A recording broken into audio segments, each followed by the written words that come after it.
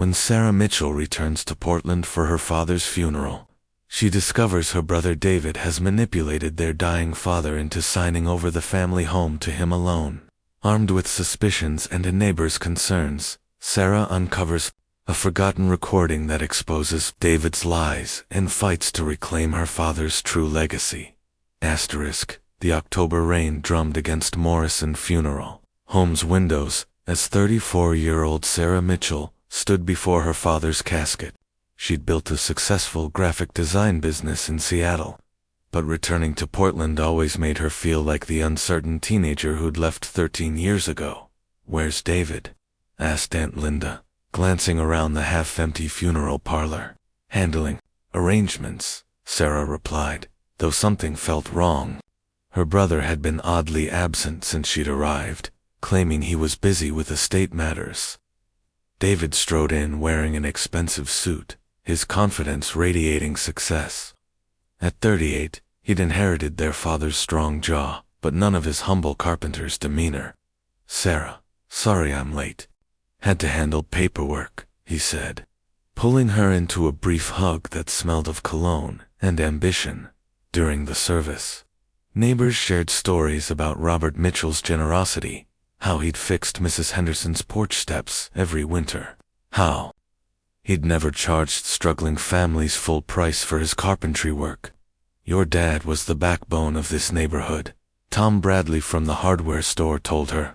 "That house has been the heart of Maple Street for 40 years. I hope whoever ends up with it understands what they're inheriting." Sarah frowned. "What do you mean, whoever ends up with it?" "Well, with the will and all, ... Tom looked confused, but David quickly guided him away. That evening in the family kitchen, David spread legal documents between them like a barrier. "Here's the situation," he began businesslike. "Dad's finances were worse than you knew. Medical bills, reverse mortgage, major repairs needed. The good news is, he signed the property over to me 3 months ago to handle the sale without probate complications." Sarah stared at the deed transfer, her father's shaky signature looking alien. "He signed the house over to you. Just you." "It makes sense. I'm local, understand the market. We'll split proceeds 50-50 after expenses." "When did he sign this?" "July 15th, right after his doctor's appointment." Sarah remembered that call her father had been confused that day, asking repeatedly when she was visiting and if her mother was coming home for dinner. David, he was having memory issues then. Dr. Peterson said he had good days and bad days.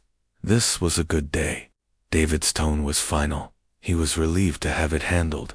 Exhausted from grief, Sarah didn't argue. But that night, alone, in her childhood bedroom, she couldn't shake the feeling that something was deeply wrong.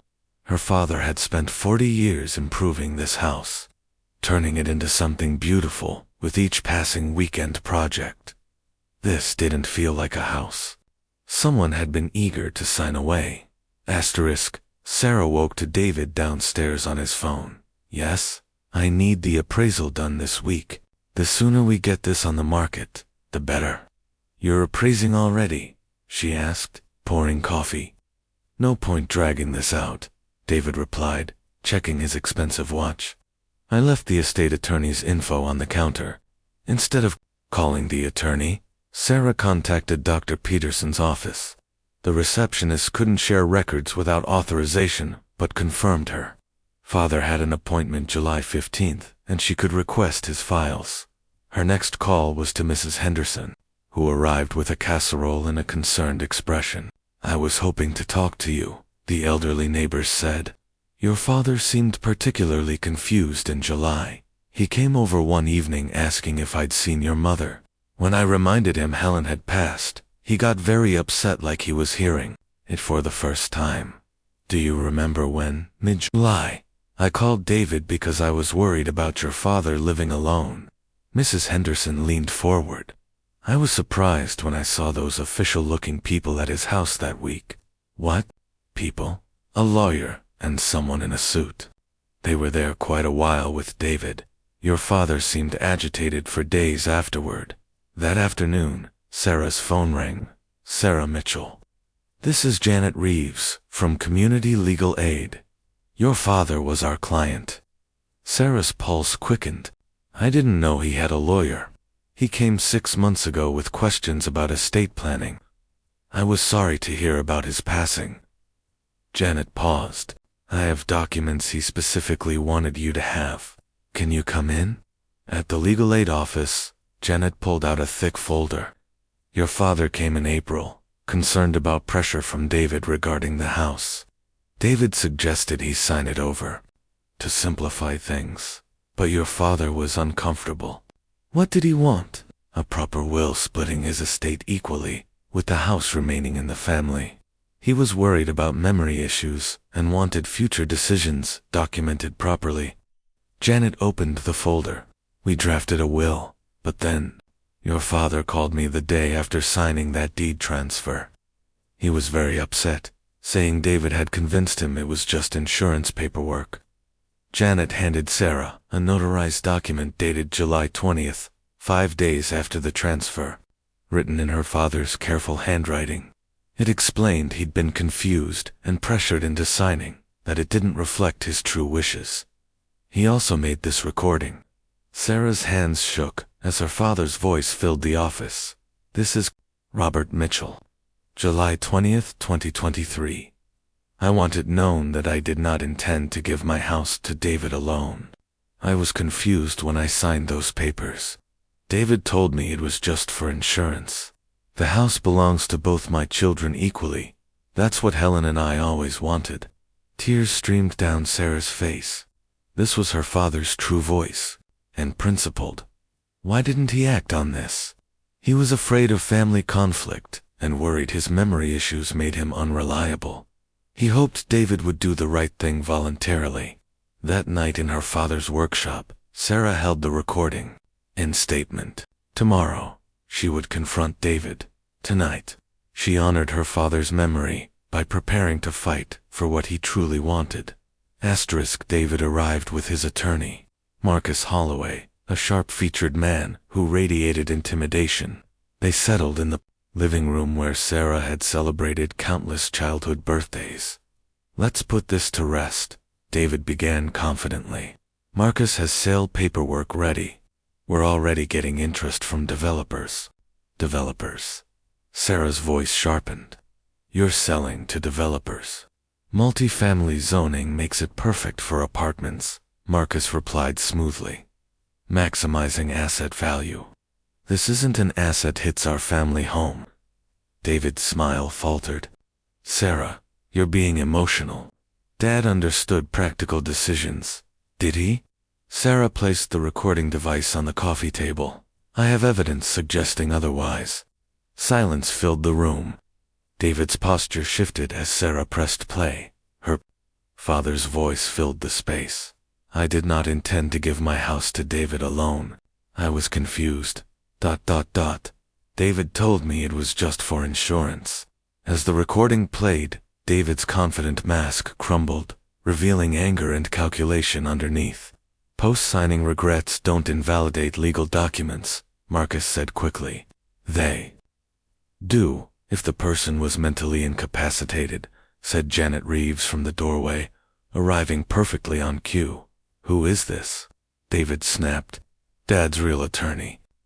The one he hired to protect himself from exactly this situation.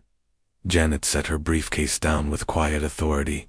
Mr. Mitchell, your father came to me because of your pressure tactics. He specifically said you'd been insisting he sign over the house against his wishes. Dad was losing his mind. David exploded. He couldn't make rational decisions. If that's true, then he couldn't legally transfer property to you either, Janet replied coolly. I have medical records documenting his cognitive decline around the transfer date, plus witness statements about his confusion. What are you proposing? Marcus asked, his confidence evaporating. Return the property to the estate for equal distribution, or we file a lawsuit for elder abuse and fraud. Fraud. David's voice cracked. I'm his son. I was helping, by lying about what he was signing, by pressuring a man with dementia. Sarah stood, facing her brother across the room where they'd once played games, by telling him it was insurance paperwork when you were stealing his life's work. For the first time, David looked genuinely shaken. The house needs major work, Sarah. The roof, foundation, electrical. Maintaining it would cost more than we can afford. That wasn't your decision to make alone. The meeting ended with Janet setting a 1-week deadline for David to return the property or face a lawsuit. After the lawyers left, David remained, looking smaller somehow. "I never meant for it to go this far," he said quietly. "I thought I was helping." Sarah looked at her brother, trying to find the boy who'd taught her to ride a bike. All she saw was a stranger who'd betrayed their father's trust. "Did you ever ask what Dad would have wanted? Not what was practical, but what would have made him happy." David was quiet. "Finally, he wanted you to visit more. He wanted Mom back. He wanted to be young enough to keep fixing everything." His voice turned bitter. "But we don't always get what we want, Sarah. Sometimes someone has to make the right choice, even when it's not easy." That evening in her father's workshop, Sarah found his final project, a half-finished jewelry box, meant for her. The wood was smooth, showing careful attention despite his failing memory. She sat in his old chair, crying for her father and family, but feeling the quiet strength of fighting for something worth saving. 3 months later, Sarah stood in the kitchen of what was now legally her house. David had signed over his half in December to avoid trial. The legal battle had been swift. Dr. Peterson's records, neighbor statements, and her father's documentation made David's position impossible to defend. But the real victory wasn't in court, it was here, making coffee with her father's old percolator. Before contractors arrived for renovations, Mrs. Henderson knocked at 8 o'clock sharp, carrying coffee and wearing a familiar smile. "How are you feeling about the big day?" "Nervous, excited, terrified," Sarah admitted, looking at her father's workshop, which she'd decided to preserve exactly as he'd left it. Sarah had moved back to Portland in November, realizing her graphic design business was portable, and this house felt more like home than Seattle ever had. She'd chosen local contractors who understood the neighborhood's character. "We'll start with the roof, then electrical, then foundation," explained Mike Bradley, Tom's son. "Preserve the original character while making it safe and modern." "The workshop stays exactly as it is," Sarah insisted. "Wouldn't dream of changing it," Mike smiled. "Dad told me how much that space meant too." "Your father." Her phone rang. David's name, still producing a familiar knot in her stomach. "Hi, Sarah. I was wondering how you're doing with the house. The renovations started today." "That's good. I'm glad." David paused. "I found something cleaning out storage. A letter Dad wrote after Mom died, addressed to both of us." "What does it say?" "You should read it yourself." "Can I bring it by?" Sarah looked around the house that was finally, truly hers. She thought about forgiveness, second chances, and the difference between reconciliation and enabling bad behavior. "You can bring it by. But David, this doesn't change anything. You broke Dad's trust and mine. A letter won't fix that. I know. I just thought you should have it." An hour later, David stood on the porch, looking smaller, dressed in jeans instead of expensive suits. He handed her an envelope addressed to my children. Inside, her father's letter spoke of family being about showing up for each other, especially when it's hard. He hoped they'd keep the house's memories alive and take care of each other after he was gone. "The house is just wood and nails," he'd written, "but family that's worth building and maintaining for a lifetime."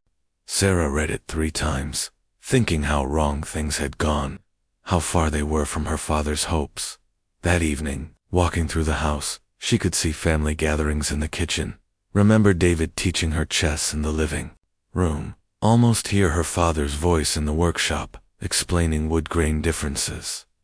After a long moment, she texted David, "Thank you for the letter. I'm not ready to forgive you yet, but I'm willing to try to understand. Dad wanted us to take care of each other, Maybe we can figure out what that looks like now. She sent it before changing her mind, then walked to the workshop.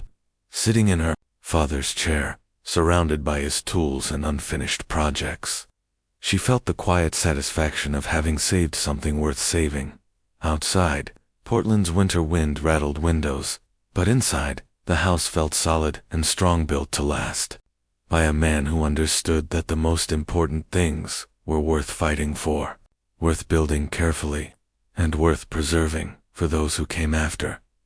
Sarah picked up one of her father's chisels, worn smooth by 40 years of use. Tomorrow, after contractors finished, she would start learning to use these tools herself. The house needed work, but it also needed love, the kind her father had poured into every board and beam. She was finally home. 6 months later. The house hummed with life again. Sarah wiped sawdust from her hands as she stepped back to admire the bookshelf. She'd just finished her first major woodworking project using her father's tools. The imperfections showed her inexperience, but the sturdy construction proved she was learning. "Not bad for a beginner," said Mike Bradley, stopping by to check on the final electrical work. "Your dad would be proud." The renovations were nearly complete. The house maintained its original character while gaining modern safety and efficiency. Most importantly, it felt alive again, windows open to let in spring air. The kitchen filled with the scent of fresh bread, neighbors stopping by for coffee. Sarah's phone buzzed with a text from her Seattle client. "Love the new portfolio pieces. The Portland move is inspiring your work." She smiled, thinking about how returning home had indeed transformed her art. Her designs now carried a warmth and authenticity that reflected her reconnection with her roots. A knock at the front door interrupted her thoughts. Through the window, she saw David standing on the porch, but this time, he wasn't alone. A young girl with dark hair and serious eyes stood beside him, clutching a small backpack. Sarah opened the door cautiously. "David." "Hi, Sarah, this is Emma, my daughter." He placed a protective hand on the girl's shoulder. "Emma, this is your Aunt Sarah." Sarah knelt to Emma's eye level, remembering David had mentioned having a daughter during one of their brief awkward phone calls months ago. "Hi, Emma. It's nice to finally meet you." The girl studied her with intelligent eyes. "Dad says you live in Grandpa Robert's house now." "I do. Would you like to see it?" As Emma explored the living room, touching familiar objects with the reverence children show for important things, David spoke quietly. "Her mother and I are getting divorced. It's been difficult. Emma's been asking about family, about her grandfather. She never really got to know." Sarah watched Emma discover the photo albums on the bookshelf, her small fingers tracing pictures of the grandparents she barely remembered. "She looks like Mom," Sarah observed. "She has Mom's curiosity, too. Always asking questions, always building things." David's voice carried a mixture of pride and exhaustion. "I know I don't have the right to ask, but could she spend some time here? Learn about her grandfather, maybe meet some neighbors who knew him." Sarah considered the request, weighing her lingering hurt against the innocent girl, examining her father's old workshop tools with wonder. "Emma," Sarah called, "would you like to see Grandpa's workshop?" The girl's eyes lit up. "He really built things. He built this whole house, actually. And that bookshelf I just finished. I made it using his tools." In the workshop, Emma listened intently as Sarah explained each tool's purpose, sharing stories of watching her father work on weekend projects.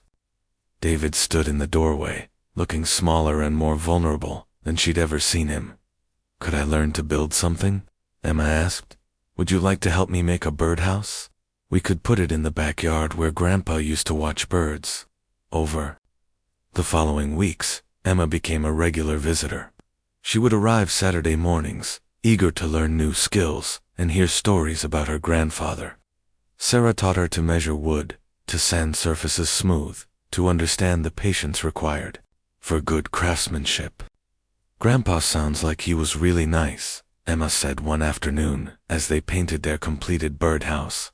He would have loved you very much. David began staying longer during these visits, initially hovering protectively but gradually relaxing as he watched his daughter flourish under Sarah's patient guidance. The tension between the siblings remained, but Emma's presence created a bridge neither of them had expected. One evening, as David prepared to leave with a tired but happy Emma, he lingered at the front door. "Sarah, I know I can never fully make up for what I did, but watching Emma with you, seeing how you're preserving Dad's memory, it means more than you know. She's a good kid, David. She deserves to know where she comes from. I've been thinking about what Dad wrote in that letter, about family being worth building and maintaining." David's voice was uncertain. "I don't know if we can ever be close again, but maybe we can be, something. For Emma's sake, and maybe for Dad's memory." Sarah looked at her brother, seeing glimpses of the boy who had once helped her with homework and taught her to drive. The trust was gone, possibly forever, but Emma had reminded her that family was bigger than just the two of them. "We can try," she said finally, "but it'll take time, and it starts with you being the man Dad hoped you could be." As David's car pulled away, Sarah waved to Emma through the back window. The little girl pressed her nose against the glass, already planning their next project. Inside the house, Sarah walked through rooms filled with new memories, alongside the old. The living room where Emma had spread homework across the coffee table. The kitchen where they'd made cookies using her grandmother's recipe. The workshop where a new generation was learning the value of building something with their own hands. Mrs. Henderson knocked on the back door, carrying her usual evening tea. "That little one's got Robert's focus," she observed, settling at the kitchen table, "and his kind heart." "She does," Sarah agreed. "Maybe that's how healing really works. Not by fixing what's broken, but by building something new alongside it." Outside, Portland's spring evening settled over Maple Street. In the backyard, the birdhouse Emma had painted sat ready for installation, a small but perfect addition to the home her grandfather had spent a lifetime creating. Sarah picked up her father's old hammer and walked outside to hang the birdhouse on the oak tree where he used to sit and watch cardinals nest each spring. The tool felt comfortable in her hands now, worn smooth by decades of use, and ready for decades more. Some things were worth preserving, some things were worth building, and sometimes the most important construction project was the slow, careful work of rebuilding trust and creating space for new growth while honoring what came before. The house stood solid and strong, ready for whatever came next.